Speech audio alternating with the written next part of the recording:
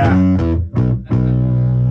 I got an extra farty to stick out. I like the farty. It wasn't kind of happening. It's, you know, the original is Jocko. Yeah. Pastoria's playing. Did you play it on this? Me and Dodie tag teamed it. Nice. Yeah. Dodie came through hard. So like you played the right hand and he played the left on the bass? Exactly. It's mostly me like examining and like trying to pick it out, and then I'm just like, you have this, and he's a super good bass player. That does not surprise me. It doesn't hurt to have several super good bass players around. Yeah. And I can hear it, but not always execute it.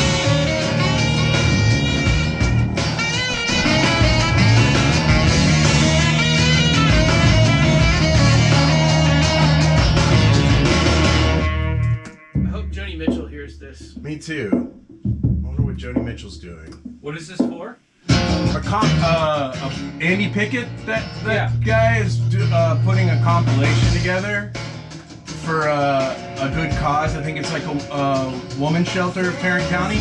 I don't know specifically.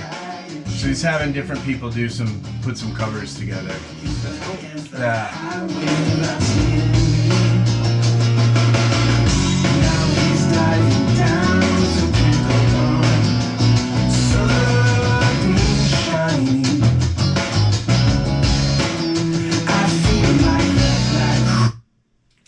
Kind of had to the original is just bass, guitar, and vocal. We kind of wanted to do a different take on it. Yeah, I went back and listened to it. And I can't sing anywhere in the universe of Joni Mitchell, so we kind of had to. I have a recording of David doing River. That's awesome. Like 12 years ago. Joni Mitchell's kind of the best. And Dave's like really? Yeah. Like super high register. Like he did it in the original key. That's awesome.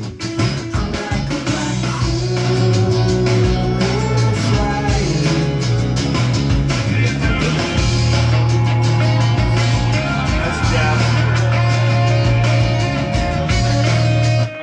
Go back to the sex I part. Can sense that it's slipping, and I don't like it.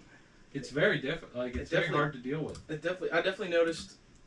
I did a solo show after I haven't played in months, and the upper register definitely needed some work. Dude, I tried to sing the other day. I have to sing on my dad's thing that we're doing, and it just was like, it felt like a completely different, like, exercise. That's what I'm I was trying like, to... what am I doing? And it had been months. I haven't fucking sang anything. Yeah, I got basically I've set up something in my house where I can sing every day now, because I forgot that, like, when I'm on tour, I'm singing like a lot every night. Right. Yeah.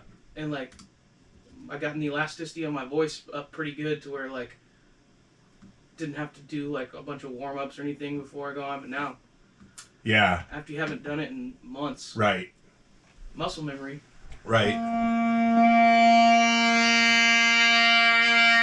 I did wrangle Jeff to get him on this. Nice. You probably got out of the spot? Yeah. Some pretty happening saxophone throughout.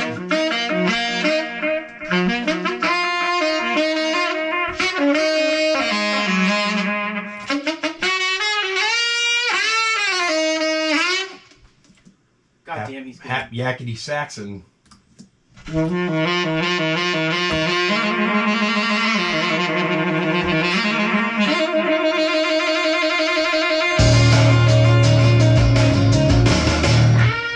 That's Dodie.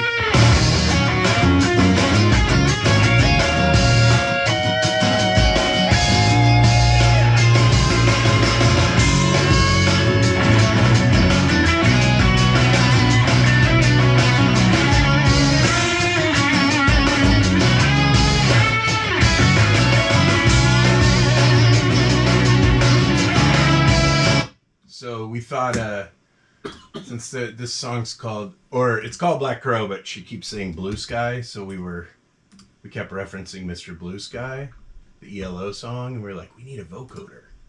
Hell yeah. Hell yeah. And we didn't have one. And I asked a guy I know who has a couple vintage ones, and he's a friend, and he was like, yeah, 3 $350 to rent it for a couple hours. So I was like, we didn't need on that. Just bought a pedal. Yeah. Just got a pedal, but it's pretty cool. I'll solo that. Where's it going? That it's kind of fun. That little mini Moog I have. Does it do it? Yeah. That's good to know. It's got the little XLR input thing for it. In the blue sky. We did some whispering.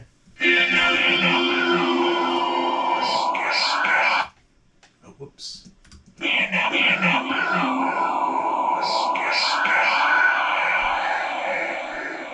That's like for the Powerman 5000. Yeah, absolutely.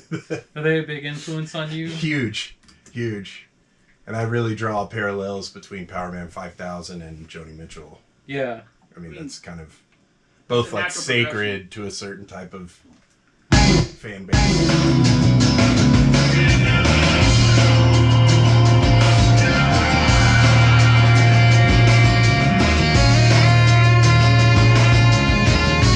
Jody did all this cool atmosphere guitar that's kind of quiet, but that's why it's atmosphere. Pop that up.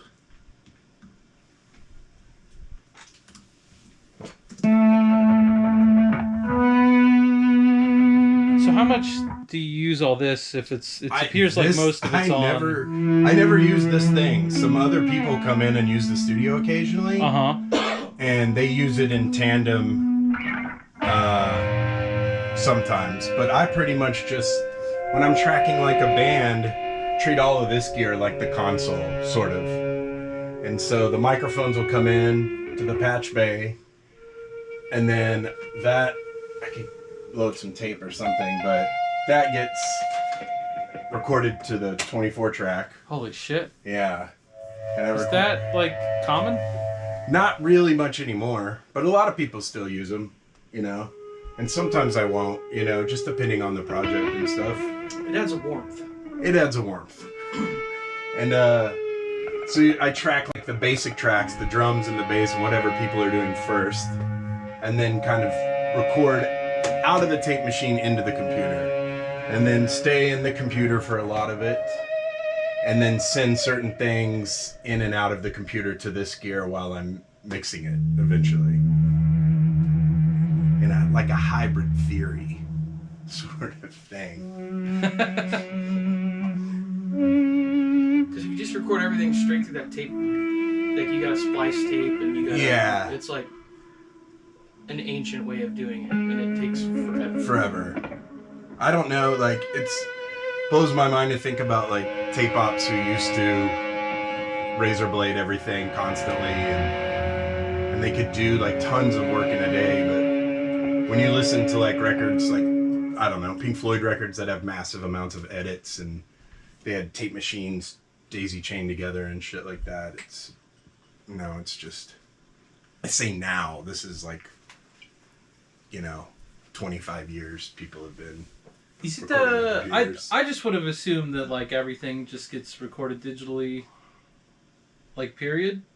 Yeah. Is that common in most studios? Yeah, I'd say it's mostly that. And there's, it's not uncommon to track to a tape machine. It's uncommon that people stay on the tape machine. Yeah. It's almost like what is that? I have no idea what that means. Like stay on it for the whole production. When you're making the record, you never leave the tape machine. You're like only analog world. Because like Sam said, it's like editing becomes impossible. So